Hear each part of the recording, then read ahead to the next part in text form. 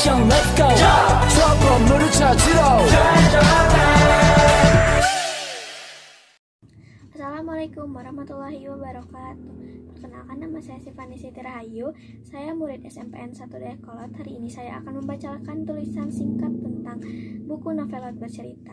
Buku novel laut bercerita menceritakan terkait perilaku kekejaman dan kebengisan yang dirasakan oleh sekelompok aktivis mahasiswa pada masa Orde Baru. Tidak hanya itu, novel ini pun merenungkan kembali akan hilangnya 13 aktivis dan pada saat ini belum ditemukan petunjuknya.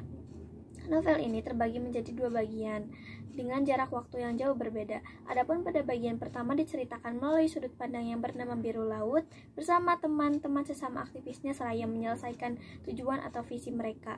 Pada bagian kedua diceritakan oleh sudut pandang yang bernama Asmara Jati, adik dari Biru Laut, yang memiliki visi atau tujuan yang berlainan dengan laut. Pada bagian pertama menceritakan tokoh yang bernama Laut. Laut adalah seorang mahasiswa program studi Inggris di Universitas Gadjah Mada. Ia sangat menggeluti dunia sastra sehingga tidak sedikit buku sastra klasik yang dimilikinya, maupun bahasa Indonesia ataupun bahasa Inggris. Ia sangat gemar membaca buku karangan Pramoedya Anantathur yang pada saat itu penyebarannya dilarang di Indonesia. Hal itu membuat dirinya secara diam-diam untuk memfotokopi buku-buku tersebut di sebuah tempat yang bernama fotokopi terlarang. Pada bagian kedua diceritakan melalui sudut pandang yang bernama Asmara Jati.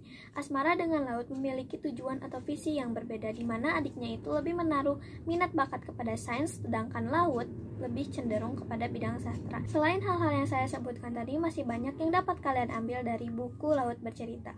Maka dari itu, sangat direkomendasikan untuk membaca buku novel Laut Bercerita.